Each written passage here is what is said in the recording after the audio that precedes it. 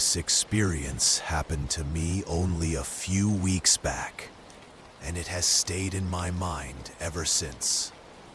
I am 20 years old and recently moved into a small apartment building located several miles away from where my parents live. I had never lived by myself before, so this entire experience was completely new to me. The building was 3 floors high and contained 6 apartments in total. The only unit that was open for rent was located on the highest floor, so that became the one I had to choose. After some time, I finally managed to get all my belongings inside and was able to take a break for a short while before going to sleep. I believe the time was somewhere around 10 p.m., but I still needed to set up my sleeping area and prepare some food for dinner. The only food I really had available to eat was instant noodles, so I turned on the stove and placed a pot filled with water on top to heat up. While I was waiting for it to boil, I heard the wooden floor in front of my apartment door make a soft, creaking sound. I was not completely certain at first whether the building simply made these kinds of noises naturally, or if there was actually someone standing outside my door. Regardless of the reason, I decided I should probably check just in case there was a person there. I pulled the door open very slowly. "Hello," I called out quietly as there was an elderly man standing several feet away from my entrance with his back turned toward me. I thought he must live in the apartment next to mine, since the door was positioned directly across from mine, which was the direction he was looking toward. A few seconds passed by, and he turned around gently and said, "Sorry." Then he started to walk down the staircase. I shut the door and went to check on the pot of water. I began to feel somewhat uncomfortable, mainly because he did not enter the apartment next door. There would not be any reason for someone to come up to the highest floor unless they actually lived there.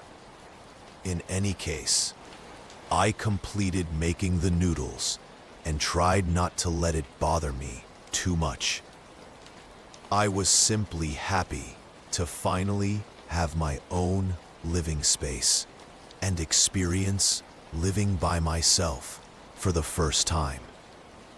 This was a major achievement for me, and I did not want to feel scared during my first night there. So I finished setting up my sleeping area and switched off all the lights. I spent some time on my phone for a short while before eventually falling asleep. I think I went to sleep around 11 or 12, but I am not completely certain. However, I do clearly remember looking at the clock at 1:29 when I woke up after hearing some kind of sound coming from the apartment below mine. It sounded like quiet, shuffling footsteps moving around. I lay there, listening carefully to hear if there would be any other sounds.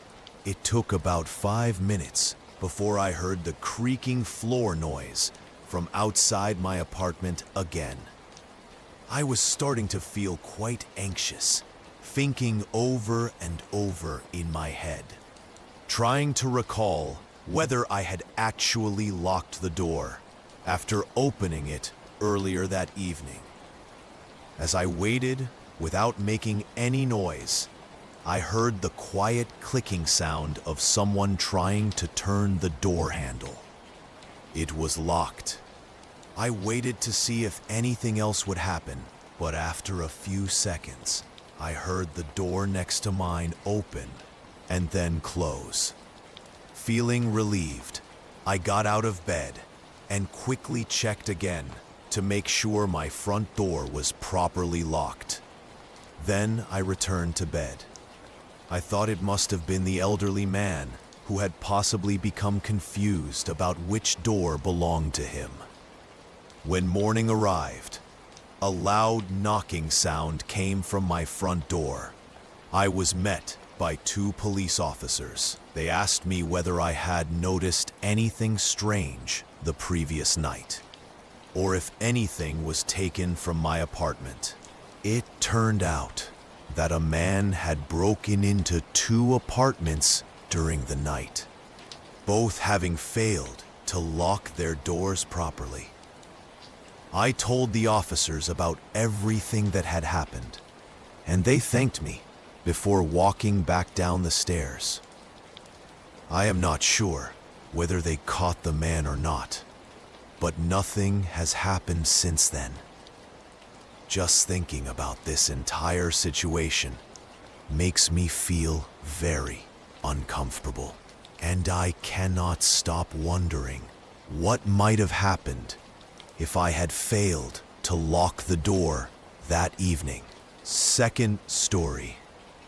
When I was a child, around 10 or 11 years old, my house was located at the end of a quiet neighborhood street that bordered a large wooded area.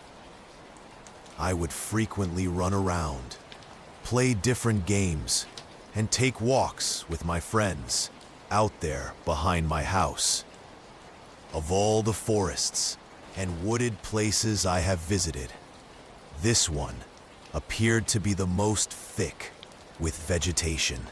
I mean, the trees were positioned so close to each other that in some sections of the forest, it was difficult to walk beside a friend without having to constantly move behind or in front of them to squeeze between two trees.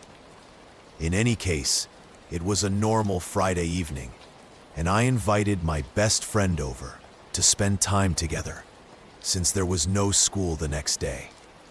By the time he arrived at my house, the sun was starting to go down. Still, we wanted to spend time in the woods for a short while before it became too dark outside. We grabbed some powerful flashlights just in case we needed them and headed toward the trees. We walked for about 10 or 15 minutes before discovering a tree that had fallen over, which we sat on and simply talked. This was one of our most enjoyable activities, just sitting in the woods and discussing whatever came to our minds. I am not exactly sure how much time we were actually sitting there, but we certainly became absorbed in our conversation for quite a while, because when I finally looked around, the forest was almost entirely covered in darkness. At first, neither of us felt too worried, since we knew our way around the wooded area, and we thought we would simply start heading back before it became completely black outside. We switched our flashlights on and began walking. I will admit, though, I was certainly feeling a little frightened. It was almost entirely quiet, except for the crunching sound of the leaves under our feet, and we could only see a few feet in front of us because of the thick trees blocking our view. After 2 or 3 minutes of walking, we both suddenly stopped moving, as we both heard the very clear sound of a person walking slowly through the leaves just in front of us. They must have been standing behind some trees, just 15 to 20 feet ahead of where we were positioned. I could not stop myself from thinking about why anyone would be taking a walk by themselves in the middle of the wooded area at this time of night. I tried to remain calm, but just as we thought the person was starting to move further away, the footsteps came to a stop. My friend and I both became completely still. We looked at each other with fear and confusion. It felt as though suddenly everything had become entirely quiet. As I stood there looking at my friend, I had a sudden rush go through my body of a feeling that I was in immediate danger. Almost a split second after that, I heard leaves crunching from just a few feet behind us. My natural instincts took over, and I started running straight in the direction of my house. As I ran, my shoulders were constantly hitting the trees since it was difficult to move through them with almost no light available. I heard footsteps crunching the leaves behind me. I hoped it was my friend, but I was too frightened to turn around and look back. After about 30 seconds of running, I heard the footsteps make a sharp turn to the right and move off into the distance. This made me even more scared that those footsteps did not belong to my friend, and made me wonder where my friend was and whether he was in danger. Eventually, I reached my backyard and immediately went into my house through the back entrance. I was completely out of breath. I looked through the windows, trying to see if my friend would appear. But after a few minutes went by, I began to really feel worried. My parents came downstairs and asked whether I was okay, since they saw the panicked expression on my face. As I was explaining everything to them, the doorbell rang from the front of our house. My dad nervously opened the door, just a crack. My friend immediately pushed the door open and ran inside. He said that after I ran away, he became frozen in place, not knowing what he should do. He heard 2 sets of footprints moving off in my direction after me, and after a few minutes, he decided to run toward my house as well. My parents called the police to report what had happened, but nothing ever came from it. My friend and I still discuss it to this day, coming up with new ideas about what really took place that night. Part of me wishes that I had turned around to see who was chasing me, but I know that in a forest like that, there was no way I would have gotten 5 steps before running straight into a tree. In any case, that is still the most frightening experience I have ever had, and ever since then, I always feel uncomfortable when I am around the wooded area at night. Third story. It was a Saturday evening. My friends and I were getting ready to go watch the opening performance at a local bar's music night. We lost track of time and realized we needed to leave immediately so we would not miss it.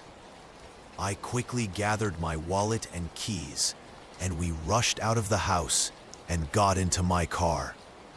Fortunately, we arrived at the bar just in time to see the show. After a few drinks, I felt around my pockets, and to my surprise, I could not feel my phone.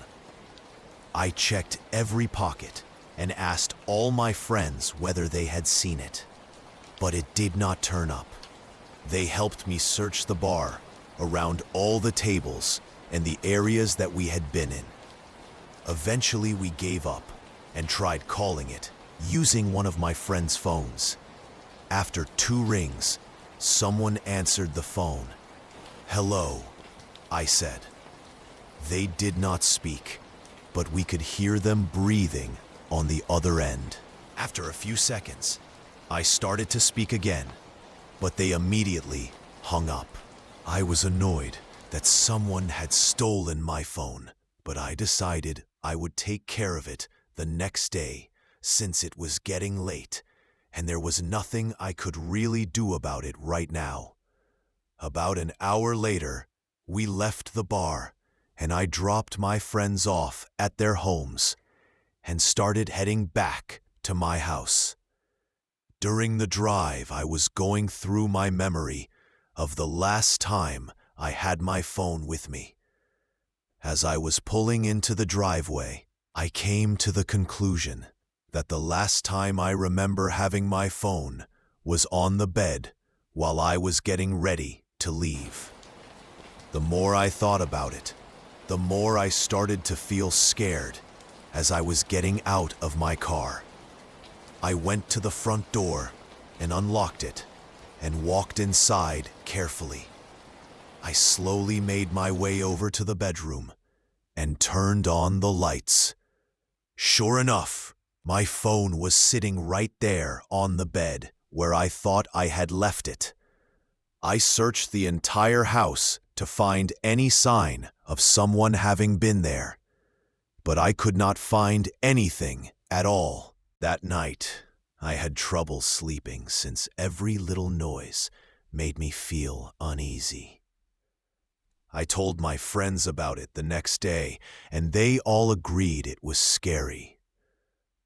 We also ended up agreeing that calling the police probably would not lead to anything, so we ended up leaving it at that.